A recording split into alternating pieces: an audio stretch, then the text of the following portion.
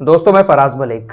बात का बतंगड़ बना देना, छोटी सी बात को लेकर हिंदू मुस्लिम की बातें शुरू कर देना हमारे देश के कुछ लोगों की आदत सी हो गई है। लुलु मॉल को लेकर इस वक्त ऐसा ही चल रहा है।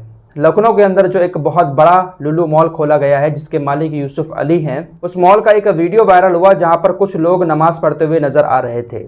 इस वीडियो के वायरल होने के बाद मॉल को लेकर अजीब तरह की बातें चलने लगी कि ये मॉल जो है वो एक कट्टरपंथी सोच के शख्स का है। यहाँ पर लव जिहाद को बढ़ावा दिया जाता है। 70% यहाँ पर मुस्लिम लड़कों की भर्ती की गई है, 30% हिंदू लड़कियाँ हैं, जिसके चलते हुए यहाँ पर लव जिहाद के मामले आएंगे। बहुत सारी बातें इस मॉल को लेकर की जाने लगी और कुछ हिंदू संगठनों ने यह भी कह दिया कि हम यहाँ पर हनुमान चालीसा करेंगे, कोई कह रहा है कि हम यहाँ पर कुछ और करेंगे। तो इस तरीके की बातें लगातार चल रही हैं। फिलहाल इस मामले पर लुलु मॉल के प्रबंधन की तरफ से अब बयान आया है। लुलु मॉल के जो जनरल मैनेजर समीर वर्मा हैं, समीर वर्मा हिंदू हैं। ऐसा नहीं है कि सिर्फ मुसलमानों की ही यहाँ पर भर्ती है। मतलब किस तरीके की बातें करते हैं लोग, समझ नहीं आता है।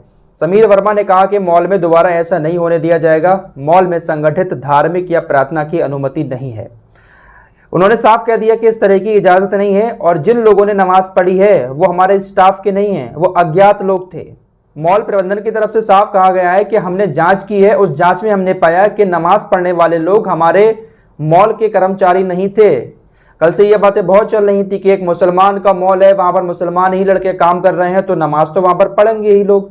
लेकिन मॉल प्रबंधन की तरफ से साफ कह दिया गया कि ये अज्ञात लोग थे और इसकी जांच की जा रही है और इसको लेकर इन अज्ञात लोगों के ऊपर FIR भी दर्ज करा दी गई है मॉल प्रबंधन की तरफ से।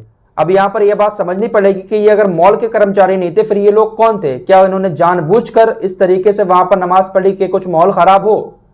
क्योंकि भाई लखनऊ के अंदर मस्जिदों की कमी नहीं है। आप घूमने जा रहे हो मॉल में, नमाज का टाइम हुआ, आपने कहाँ पर जाकर वुजू किया होगा, क्या मामला है, और इस तरीके से आपने सार्वजनिक जगह पर नमाज पढ़ ली। और जहाँ तक मैंने थोड़ा बहुत शरीयत के बारे में सुना है कि ऐसी जगहों पर नमाज ना पढ़ी जाए जहाँ पर विवाद होने की आशंका हो, कि विवाद हो सकता है यहाँ पर अगर हम नमाज पढ़ते हैं। तो क्या ऐसी जगह पर नमाज पढ़ना ठीक है? जिस जगह पर नमाज पढ़ने की इजाज़त ना हो वहाँ पर नमाज पढ़ना ठीक रहेगा?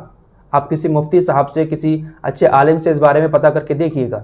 लखनऊ शहर जहाँ पर मस्जिदों की कोई कमी नहीं है, अगर आप 5 वक्त के नमाजी हैं तो ऐसे वक्त में घूमने जाना बंद करें।